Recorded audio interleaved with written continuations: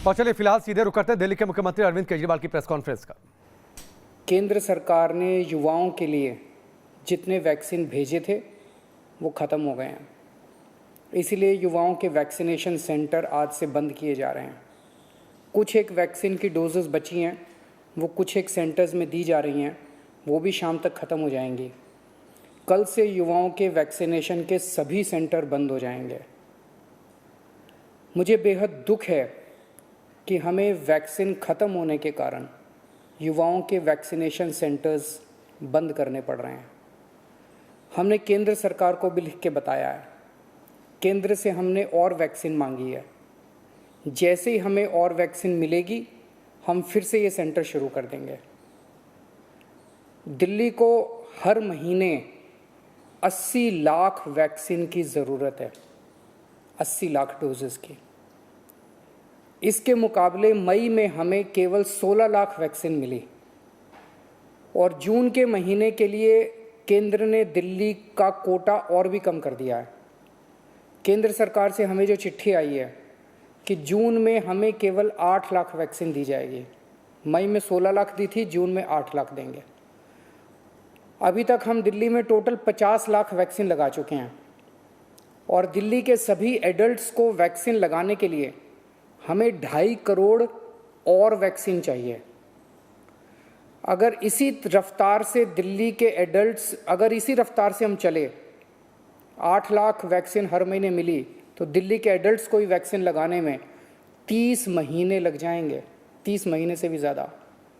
तब तक तो न जाने कितनी और कोरोना की लहरें आएंगी, न जाने कितने और लोगों की मौत हो जाएगी।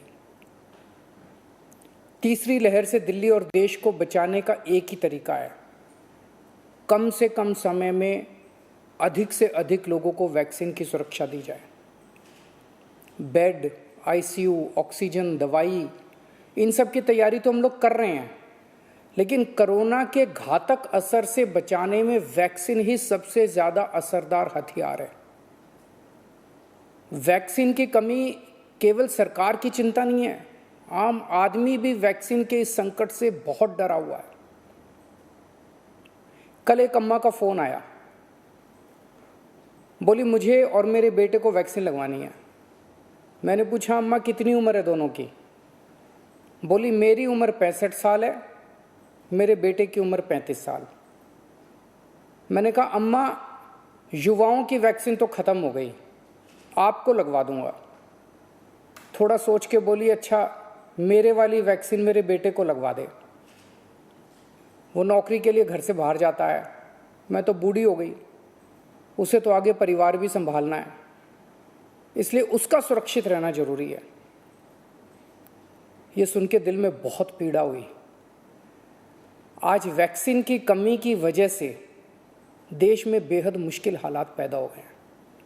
अगर देश में किसी पिता, किसी बेटे, किसी भाई, किसी माँ, किसी बहन के सामने ये धर्म संकट है कि वो खुद वैक्सीन ले या अपने परिवार के युवाओं के लिए छोड़ दे, तो इससे ज़्यादा दुखद बात और क्या हो सकती है।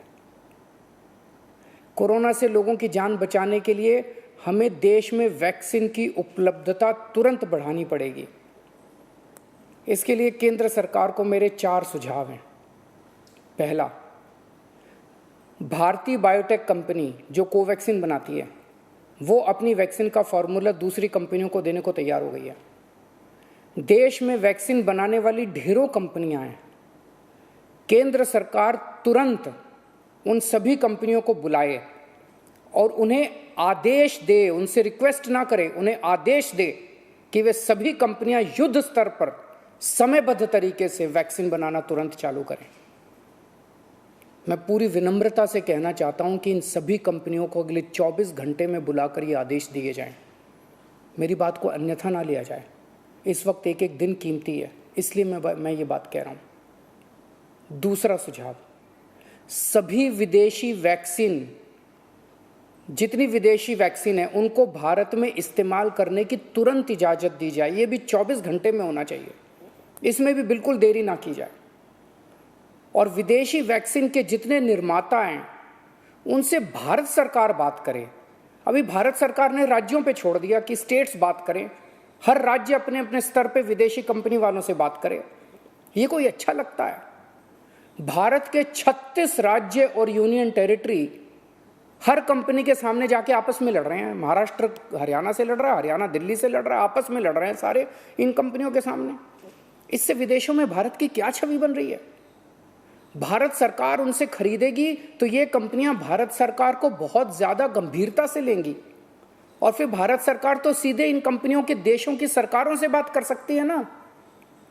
और भारत सरकार जब इन कंपनियों से बात करेगी तो भारत सरकार तो कई 100 करोड़ की वैक्सीन खरीदने की बात करेगी, तो जाहिर है ये कंपनियां भारत सरकार से कहीं ज्यादा अच्छे से बात करेंगी। तो भारत सरकार को इनसे वैक्सीन खरीद के राज्यों में बांट देनी चाहिए। तीसरा सुझाव, कुछ देश ऐसे हैं, पढ़ने में आ रहा है मीडिया में, कि जिन्होंने जरूरत से ज्यादा वैक्सीन जमा कर रखी है। उनकी जनसंख्या जितनी है उसके हिसाब से उनको जितनी वैक्सीन चाहिए उससे कहीं ज्यादा वैक्सीन वो स्टोर करके बैठे हैं। उनसे भारत सरकार को वैक्सीन लेने के लिए गुजारिश करनी चाहिए, प्रार्थना करनी चाहिए। और चौथा सुझाव, ये जितने विदेशी कंपनियां वैक्सीन उत्पादक हैं उन्हें भारत में वैक्सीन उत्पादन करने की भी तुरंत अनुमति दी जाए। अंत में मेरा केंद्र सरकार से यही अनुरोध है कि दिल्ली को तुरंत वैक्सीन उपलब्ध करवाई जाए ताकि हम फिर से वैक्सीन लगाना चालू करें, अपने वैक्सीनेशन सेंटर खोलें और दिल्ली का वैक्सीन का कोटा भी बढ़ाया जाए। कोरोना की इस लहर में सबसे ज़्यादा युवा जिंदगियों का नुकसान हुआ है, युवाओं की मौत हुई है, और दिल्ली में इस वक्त युवाओं के कोटे की वैक्सीन ख़त्म हो गई है। नमस्कार।